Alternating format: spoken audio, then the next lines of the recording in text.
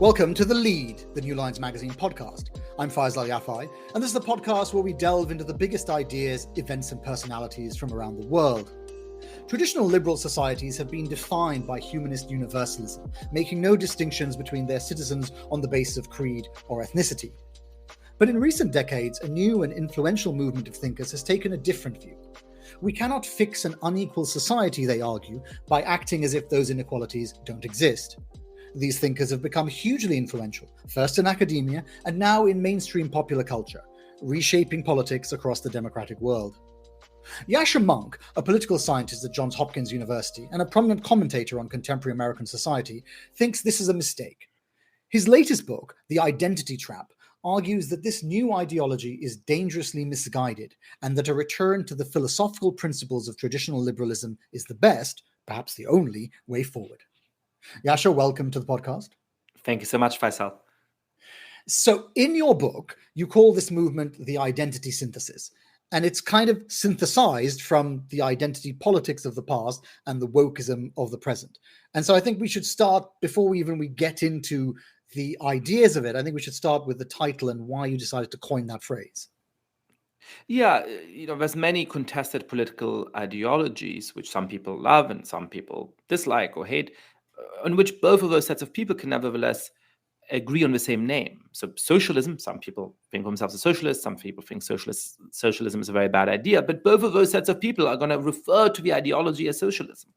What's happened over the last decades is, first of all, that I think a genuinely new political tradition, a genuinely new political ideology has started to coalesce in universities around the world and then come to have significant influence on our culture and politics. And however you feel about that ideology, I trace its roots in my book in a serious way. I think there's smart and interesting ideas within it, even though I ultimately believe it to be a trap, believe it to lead us in the wrong direction. It would be helpful to have a term that we can use to actually refer to it, that doesn't immediately make you out to be either a supporter or somebody who sort of is foaming at the mouth, shouting at it. And we don't quite have that. Identity politics is far too broad. Woke originated actually as a self-description of members of the movement, but has now become purely a pejorative term that people who sort of sneer at the tradition like to use. And so for purposes of his book and a little bit, hopefully for purposes of a broader social discussion we can have, I wanted to coin a phrase that would refer to it in a relatively neutral, dispassionate way. So why the identity synthesis? Well, because the set of ideas really centers around the importance of race, gender, and sexual orientation in both our society and how our society should be structured. And the synthesis, because as I show in the book, it really is a synthesis of postmodernism, postcolonialism, and critical race theory. If you allow me just one short word, I'm sure we'll get into that. I don't know that I would disagree with ideas that, as you described them in the introduction, which say that, of course, we must be deeply aware of the way in which identity categories like race and gender and sexual orientation structure disadvantage and discrimination in society today. I certainly don't advocate that we be race blind in the kind of meaning of pretending that those kinds of injustices don't exist. I think the question at the heart of my book is whether we want to create a society in which those identities come to be less important than they used to be, in part because we managed to remedy those inequalities and injustices, or whether we should resign ourselves to a society in which, from what we teach 6-year-old children to how we think about the promise of mutual cultural influence in our cultural institutions, to explicit public policy and how the state treats all of us, we should always make how we treat each other and how the state treats us depend on the kind of groups into which we're born. That is where I disagree with this tradition. And that's what I think is truly novel about this tradition. But it goes beyond the recognition of these injustices to really wanting to enshrine those forms of differential treatment and those forms of encouraging people to lean into their identities as much as possible at the heart of our politics and culture. And I think that is one of the things that makes the book different to some of the popular discourse, that you don't, that you do rather accept that there are these differences in the way people are treated. There are inherent differences in people and gender and sexuality and so on. But you say there must be a better way for us to deal with those inequalities. But before we get to that, because that is kind of what the book is about, I want to talk a little bit about wokeism and why you think what is now called wokeism, as you say, derogatorily, why has that gone too far? Yeah, so I assume you both studied in England, and one thing you learn in England is that to get a good grade at university, you always have to quibble with the way the question is phrased. I usually try not to do that, but I'm sorry to do it. No, go ahead. I, Yeah, good. I don't think the problem. I try to avoid saying that this movement has gone too far, because these young radical people who are anti-racist and they just go too far in their anti-racism. I mean, the natural response to that is, how can you go too far in wanting to fight against those kinds of injustices? How can you go too far in fighting against racism? I certainly am committed to doing everything I can to root out racism and other forms of discrimination in our society myself. I think the problem is not that they go too far. I think the problem really is that they take us in the wrong direction. So, this is not exclusively a book about American ideas, but to locate this for a moment in the history of American ideas. There's a proud tradition of identity politics, if you will, of activists fighting for the rights of African Americans, which have, of course, been ignored in the most extreme and violent ways for much of American history. And those activists like Frederick Douglass and Martin Luther King Jr., or if you want, in a kind of modern incarnation, under less extreme circumstances, Barack Obama, have been very willing to call out the hypocrisy of their compatriots, of the people, of the contemporaries, saying that America is structured by the Bill of Rights, by the Declaration of Independence, by those lofty ideals, when in fact there was still slavery, or there was still Jim Crow, there were still other forms of less extreme discrimination by the early part of the 21st century.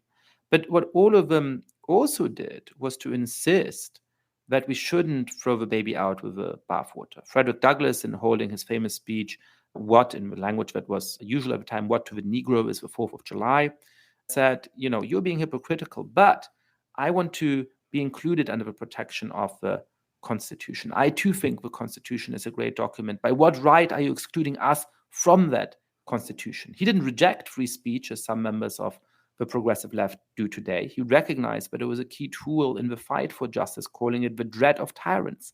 And you could say similar things about Martin Luther King and other people in that tradition. What is at the heart of the theorists that I'm talking about is the rejection of that tradition. Derek Bell, widely acknowledged as really the key thinker and originator of what's now known as critical race theory, said that we have to move beyond what he called the quote-unquote defunct racial equality ideology of the civil rights movement. Kimberly Crenshaw, after Barack Obama was elected, said that his political views are fundamentally at odds with the key tenets of critical race theory. So that's, I think, the contrast we need to understand. Just there, I think, is a way to explain to the audience precisely what you mean. So let's talk about this, the way that Obama's views apparently are in contradiction with critical race theory. Where are the things that Obama's, what you might call universalist position on American society, where are the parts where that disagrees with critical race theory?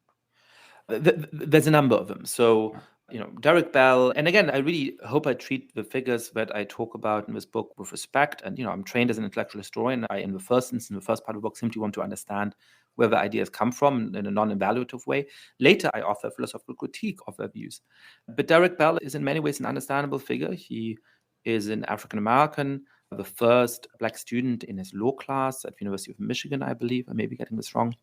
He goes on to work for the NAACP, doing heroic work, helping desegregate public schools in the American South in the 1960s. But he comes to think of that as a mistake in key respects. He observes, for example, and this is, again, perfectly understandable, that many of his clients on whose behalf he speaks don't profit from desegregation because by the time that schools are integrated, they've already graduated. But he goes far beyond that and starts to say, perhaps these segregationist senators were right when they claimed that these civil rights movements, civil rights lawyers weren't really arguing on behalf of their clients. They were serving two masters. They were really more interested in imposing their ideology on America. And so perhaps we should have gone for schools that are separate but truly equal. We should have fought for better resources for Black schools rather than trying to integrate them so strongly. So he really rejects, in key ways, Brown versus Board of Education, one of the most important Supreme Court rulings in the United States in the 20th century. Another point that he makes is about what he calls the permanence of racism. That the only time that there's an appearance of progress for Black Americans, it's because it's in the interests of whites.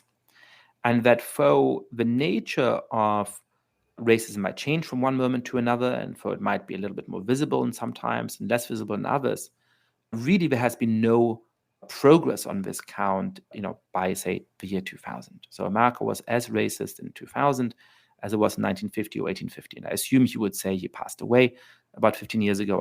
I would assume he would say the same today. So Barack Obama has a different view on both of those counts, right? He is aware of racism and injustice that persisted in America when he was running for president and that still persists in America today. But he, I think, wants solutions that help to see us what we have in common as well as what divides us, and that help to overcome those injustices in a more inclusive way. And he certainly believes that there has been moral progress in the United States, that much remains imperfect, but that the country is better than it was. And by the way, this is not just about race, which we've been talking about a lot, but the same kind of forms of arguments play out in different areas. Many gay rights organizations today claim that there have been no real progress on gay rights over the last 30 or 40 years. That is absurd when you actually remember how gay people were treated in Britain, in the United States, and many other countries as recently as the 1990s. So I think your criticism of that worldview is rooted in the idea that if society continues to be defined by these divisions, that it almost ceases to become a society. We're just constantly trapped into these identities. Well, again, let's be precise here. I have no problem at all with the fact that people in diverse democracies will always take some amount of pride in their origins and some of the things that set them apart from their fellow citizens. That's certainly true for religion. It is true for national and cultural origin. In certain contexts, especially in a country like the United States, it will probably forever be true about some conception of ethnicity as well. And as a good liberal, I believe in freedom of association. So if people want to spend most of their life surrounding themselves with people who have the same religious beliefs, or with people who have roots in the same part of a world that is outside of a country they currently live in, or for that matter, with people who have the same race, I think that's something that we need to accept, part of which is positive, part of which can be less positive. It depends a little bit on the context, but I'm not too concerned about that. What I'm talking about is a new set of ideas which actually thinks it is the task of our most important social institutions to encourage people to double down on those identities as strongly as possible. But let me just to give some examples of this. One of the most influential consultancies for schools in the United States now is called Embrace Race. And it explains that the goal of a decent education is to get students to see themselves as racial beings. And so a lot of the elite private schools in the United States now have teachers coming into classrooms in the first and second and third grade and splitting students up by race. So these are not students who are 16 or 17 who can make their own decisions about who they want to hang out with. These are teachers coming into classrooms full of 6- and 7-year-olds and saying, if you're Black, you go over there. If you're Latino, you go over there. If you're Asian American, you go over there. If you're white, you go over there. By the way, I don't exactly know what they do with people of Middle Eastern origin in the United States, since according to the census, they're white. So it's a little bit of a strange thing there, right? But that in itself shows a problem with it, that there aren't these clear delineating lines. No, absolutely. But let's keep going. I was speaking to a friend whose mother is Latino and whose father is African American. And he said, on the first day of college, I was told, we're going to do this exercise.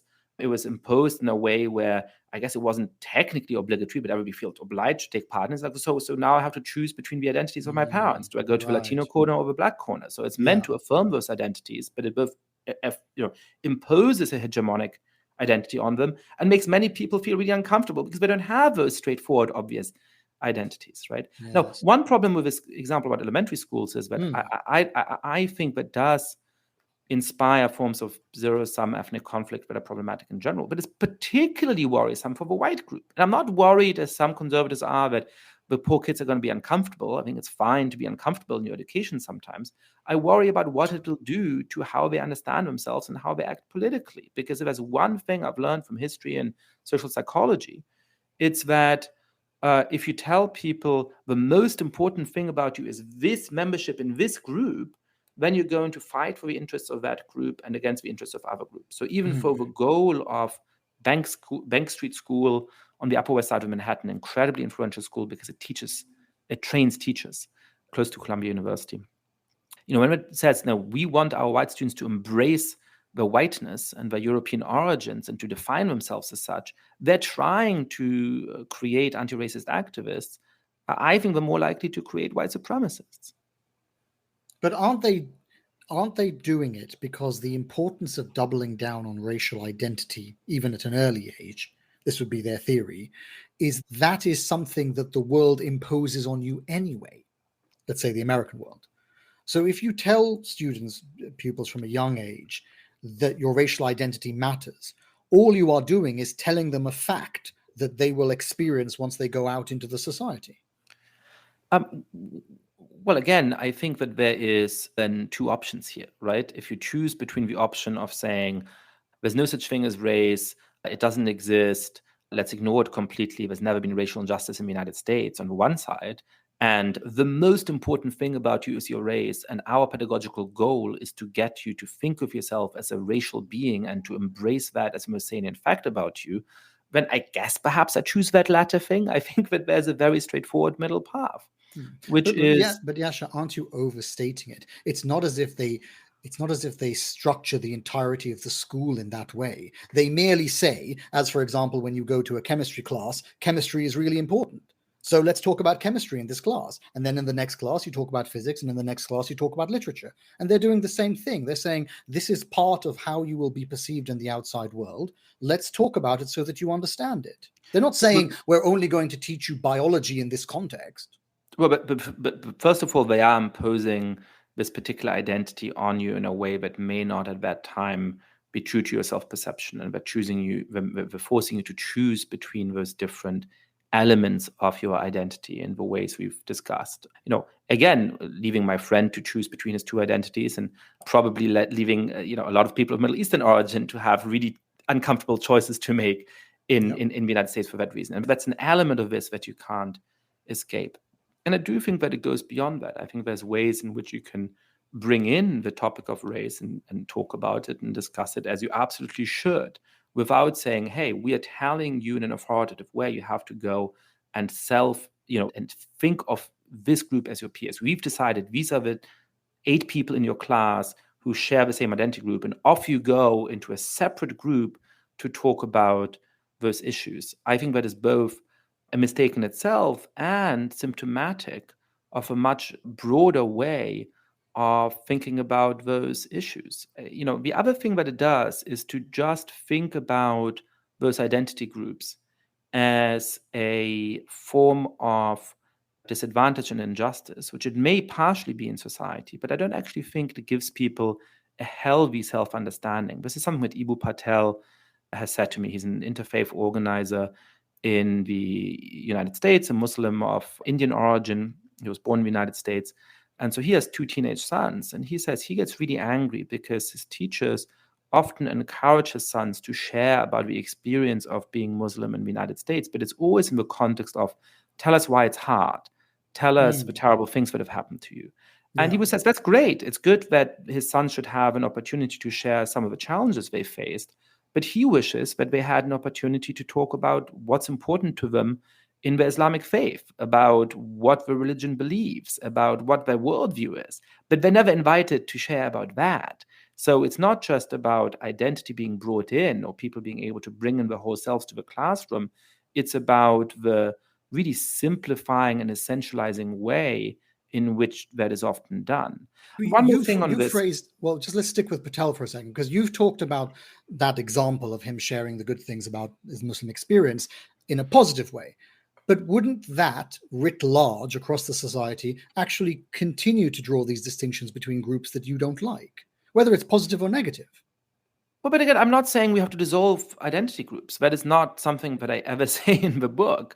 So yes, of course, that is one thing that would allow his kids' classmates to see and understand what is important to them about their faith. I have no problem with that at all. But the question is it done in a way where we're encouraged to relate to each other? We're told that we can actually understand each other or not. Let me say a couple of things. One is that, I trace where this idea of what I'm calling progressive separatism comes from. And it has origins in the thought of Gayatri Spivak, who's an interesting post-colonial thinker who makes her name by interpreting and translating postmodernist and post-structuralist thinkers like Derrida, and who therefore shares their skepticism about what she calls essential categories of identity. She says, philosophically speaking, they're not really true. But she then goes on to say, you know what, for practical political purposes, we do need to be able to speak for what she calls the subaltern, the most oppressed people in what at the time would have been called the third world. And so therefore, for strategic purposes, we should talk about identity and to encourage people to lean into their identities. That becomes the foundation for how we often talk about those things today. Race, of course, is a social construct. It doesn't really have any biological basis, which I agree with. But you know what? We're now going to talk as though it did in all kinds of ways. Spivak herself came to be very critical of the consequences that this had. She basically encouraged people to stop using her term because she thought in her language it became the union ticket for essentialism, that it allowed people to pay this lip service to the fact that identity is actually much more complicated, but then to act in ways that actually can perpetuate oppression in all kinds of ways. And she was worried in part about the rise of Narendra Modi in India and the way that he's used identity. The other thing I want to talk about is that, I also talk about things like profound disagreements in progressive spaces today about whether we can understand each other across the lines of identity.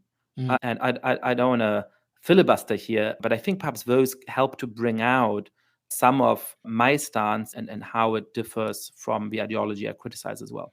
Okay, well, why don't we talk about it in a moment? Because if you want to use it as a way to bring out some of your underlying ideas, but I want to just keep going with the experience of Black Americans for a moment, because I'm interested in the way that sometimes these ideas can become philosophical when out there in the real world, there is a hard political edge to them. So, as an example, you're very critical of the idea that we should define people in terms of these essentialist categories. And you say, well, why don't we define them in terms of their individual tastes and temperaments and those sorts of things? And I like this idea of saying, well, actually, there are lots of people who will not see themselves inherently as Latino or inherently as Black. They'll say, the most important thing about me is that I'm an artist. Okay, you can accept that part, right?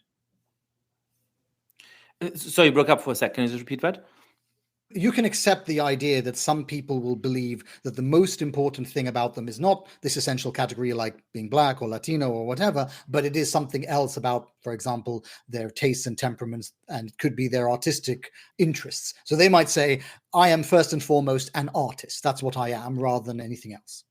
Yes, I think in a liberal society you can have different forms of self-description. One of them is going to be an individualistic one like that. Another one is going to be that the most important thing about you is, the country in which you have roots, or in certain political contexts, the ethnic group with which you have some form of solidarity because it's experienced injustice. Yeah, but the reason why Black Americans are facing these issues is not because they are identifying as artists or as physicists or whatever. It's because they are Black Americans. So you point out that Black Americans earn less, they own less, they are more likely to attend underfunded schools, more likely to live in a disadvantaged neighborhood. They're not attending underfunded schools because they're artists or physicists. They're attending those underfunded schools because of that category. Yes, and that that naturally calls for certain forms of what you might call identity politics. One form of identity politics, like the ones that the civil rights movement engaged in, like the one that the abolitionists engaged in. And as I've said very clearly in the book and from the beginning of the conversation, I have no problem at all about that. The problem becomes when we start to have a conception of politics and a conception of interpersonal communication, which reduces people to those categories, right? So, for example, there's now a denial in many progressive spaces that we can understand each other across the lines of those kinds of identities, which issues in a particular kind of conception of what political solidarity should look like. So, roughly speaking, it says, if you are a member of a particular group, you have certain experiences that all of you will share. That will give you a particular insight into oppression in the world. And therefore, because you can't communicate those to people who are not members of a group, you should delegate your political judgment, especially if you belong to a more dominant or more privileged group, to those who are more marginalized. And so people like Ayanna Pressley, a Democratic Congresswoman, ends up saying, I don't want any Black politicians who are not a Black voice. I don't want any brown politicians who are not a brown voice. I don't want any queer politicians who are not a queer voice. I think that if I may respond, that builds on an assumption or on an insight which is intuitive, which is that obviously some of the experiences of injustice that you will face in life do depend on the group you're from. Right? I'm a guy, so I'm less likely to experience or to have to fear forms of sexual harassment on the subway.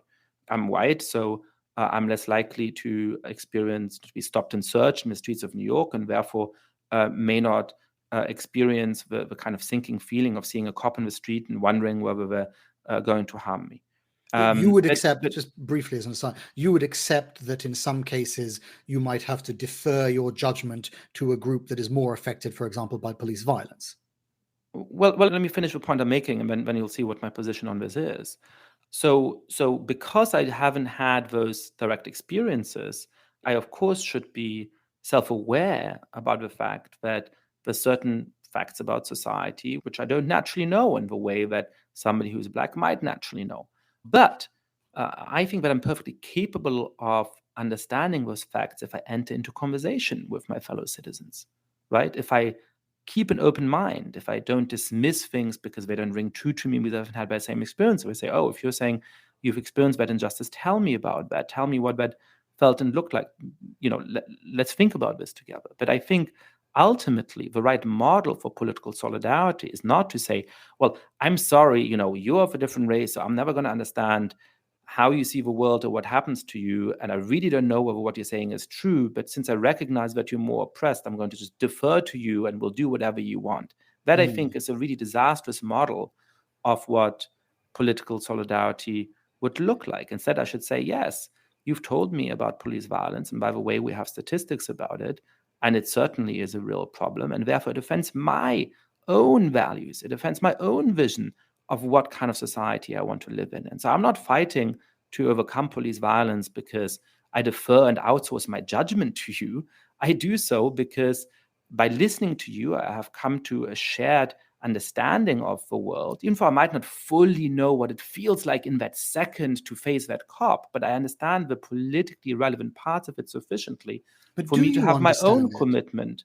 To have my own commitment to overcome this. Because aren't you still arrogating to yourself the ability to decide that person's lived experience? You gave the example just now of how, as a man, you are not as concerned about daily sexual violence as women are. I think that's right, and I have the exact same experience as a man. Now, if we were to sit down with a woman, one time, and talk about her experiences, we are not going to come to a coherent understanding of what it is like to face that violence year after year. So why arrogate to ourselves the ability to say, we've had this conversation, now I get to decide? Well, let's think carefully about what the alternative here actually is. Because the alternative is that I'm saying, I'm going to delegate my view, right? Who am I delegating that view to exactly? Who is going to speak for all women? Who's going to speak for all Black people in an authoritative kind of way? When it comes to the issue of police violence in the United States, a lot of the spokespeople within progressive organizations and a lot of the way that the media have framed this issue would lead you to the conclusion that African Americans want to abolish the police, that African Americans, because of those experiences of police violence, are so opposed to the police that they think the solution is simply to completely do without those forms of protection. In fact, when you look at opinion polls, what is very different, that of course a majority of African Americans is deeply concerned about the lack of police accountability and experiences of police violence, but they want more rather than fewer policemen in their neighborhood. And so I think there's a very serious set of practical problems where if you have a kind of politics that asks you to just delegate to a particular kind of group, there's going to be a question about who speaks for that group. Ayanna Pressley says she is the only Black politician, or politicians like her with her kinds of views are the only Black politicians who are truly a Black voice.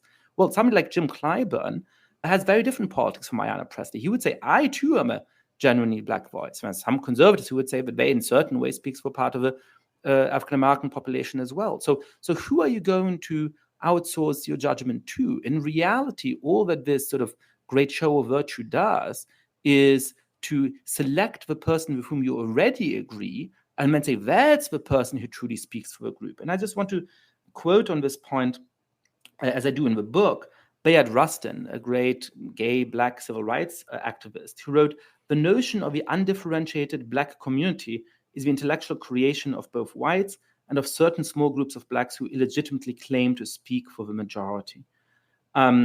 This seems like an abstract point, but I think it's a very real one when you look into how those kind of things actually play out in society. Let's talk about free speech, because this is something you raise in the book about your objections to the political project of deplatforming. I want to start with a discussion about it and then see what there are objections to it. Why do you think that deplatforming is such a concern when it predominantly seems to happen in universities? Again, I think it's helpful to define our terms a little bit more carefully here. I run a magazine called Persuasion. If you're interested, you should check it out, persuasion.community. And I suppose I deplatform people in a certain kind of way. I have an editorial line and I decide about who I think would make a valuable contribution to the magazine, and that's mostly an intellectual standards, but it's a political standard, right? We have certain values within the magazine, and somebody who argues, from a completely different perspective, would not be a good fit, and there's no problem with that. What you're seeing at many universities now, and in opinion polls of students in the United States and in Britain, is that many students think it is appropriate to use violence to disrupt the speech of somebody who's been invited to talk at their institution. So here, I'm not saying I'm in charge of some form of programming and I'm making my own choices about who should be invited, and perhaps I quote unquote deplatform somebody on the basis of a political views. Here you have a classic problem of heckler's veto, of a person who's willing to use violence in this case to stop other people's right to decide who they want to hear from. And that, I think, is indicative of a wider problem of how we think about free speech. One of the strangest elements of a discussion about free speech at the moment is that we often think about it in contexts like universities, where we're assuming that the would-be censor somehow has particularly progressive views. But nearly by definition, the kinds of people who usually get to make decisions about what is censored and what isn't censored in institutional contexts where we allow censorship are going to be the powerful, right? Who is going to be in the Census Bureau in the government bureaucracy? Who's going to be sitting on the speech facilitation committee of some tech company? It's not the most marginalized in society. It's not the weakest in society. It's people who virtually by definition hold quite a lot of power. And again, that's something that the tradition of the left has historically recognized. This is the reason why Frederick Douglass, well aware of the nasty things that many of his contemporaries said in newspapers and other publications every day, called free speech the dread of tyrants, because it is the reserve power, the reserve right that the most despised, the most marginalized in society have to criticize their treatment. But isn't the students protesting? Aren't they also exercising their freedom of speech? Well, when they are protesting peacefully, of course they are. Majority of the time they are, though. Okay, but again, when you look at these polls, that a lot of students at these institutions now, I think something like 50% at many Ivy League universities think it is appropriate to use violence to disrupt a speech which expresses views that they find to be offensive. I've always thought that what a university president should do when a truly offensive speaker comes to campus is to make it very clear that anybody who uses violence to stop this from happening, or who disrupts the speech in more than a brief way, which can be an appropriate way to protest, but in a way that really stops it from going ahead, is going to face serious disciplinary consequences. And at the same time, go and join any peaceful protest that students might be organizing that disagrees with the content of their views. That is, of course, something that universities must invite. But let's not pretend that we don't understand the distinction between counter speech, which is peaceful and allows the event to go ahead, and forms of either outright violence or the heckler's veto, which abrogate to a small number of people the right to decide for everybody else whom they can and can't hear from. Right, but there is a political context to the people who have come to speak. It is not merely that, as you say, the heckler's veto means that a small minority get to disrupt the speech. It's also the case that a small minority decide who can speak. A small minority decides, who is this person coming to speak at the university? Isn't that because they already have a book? That in itself is problematic because it's been published by a certain publishing company. It's been featured in certain newspapers. That's why people know about it. There is a political triangle which leads to that particular speaker coming. So the way that people can protest about the choice is by saying, I don't accept this person coming. I want a different person to come. Where's the problem with that? Well, Faisal, at every university I know of, you can found a student group very easily, will get resources for that student group from the university, and you're at liberty to invite whomever well you wish, as should be the case. That is part of freedom of association, which is present in liberal societies in general, and which is particularly important at universities. So if you want to invite a speaker who's counter-hegemonic, who strongly disagrees with those views, you should absolutely be free to do so. And if that speaker is going to offend the sensibilities of others on campus, they shouldn't have the right to disrupt and stop your event from going ahead any more than you should have the right to disrupt the rights of other speakers. And again, look, I grew up in Germany. I'm well aware of the history of, far-right protesters disrupting the screening, for example, of a movie about nothing new on the Western Front that was meant to premiere in Germany in the 1920s, of the way in which we used forms of those kind of intimidation to make certain viewpoints impossible to discuss and express in those circumstances. Yeah. Of course, you can always say, well, but these speakers are on the right side, I think, so let's let them go ahead. But you have to think a little bit around the corner on what that does to a society when you allow people to use those kinds of tactics to determine what can be said and what can't be said. There's this, I think, very naive assumption that somehow in a systematic way that's going to help the cause of the good and the just. I think that is deeply and thoroughly naive. And by the way, in the United States, we now see a lot of people using power on the right, Republican governors and others, to try and close down what can be said in their universities. I teach a course on some of the subjects that I cover in my new book, in which my goal is to give students a chance to really discuss and debate these and to hear from different points of view. And so, of course, I also assign readings by people like Derek Bell and Kimberly Crenshaw, as well as some readings that criticize them. I wouldn't be able to teach that class according to pending legislation in public colleges in Florida because it's a form of identity politics or critical race theory, which is outlawed there. I think that is obviously an outrage, but the answer to that is not an arms race of different forms of censorship, which I think the right has every bit as much of a chance of winning as the left. Right, absolutely. It is to have a principled stance to defend freedom of speech and academic freedom. We're coming towards the end of the podcast. I mean, you can see that there's large sections of the book we haven't got to yet, but I want to ask a broader question about your work, because you seem very concerned with this question of how we can best live together in spite of our differences. That was the question that underpinned the last book you wrote, The Great Experiment, which we also featured on the podcast. And in some ways, it's the question that underpins this one. And I was wondering, on a personal level, why do you find that central question so compelling? Well, again, to be very clear, I don't think I'm about to be hypocritical, because I think that people bringing in their experiences and how they understand the world is a perfectly normal part of politics, despite some of the ways you've characterized my work in this conversation. But, I come from a family that's been in the wrong place at the wrong time for many generations. A family, I have great grandparents who perished in the Holocaust, grandparents and parents who were displaced and expelled from their countries because of the group of which they're a part. I'm aware of this essential group that they were part of, and that was the specific thing that people thought was the only thing that mattered.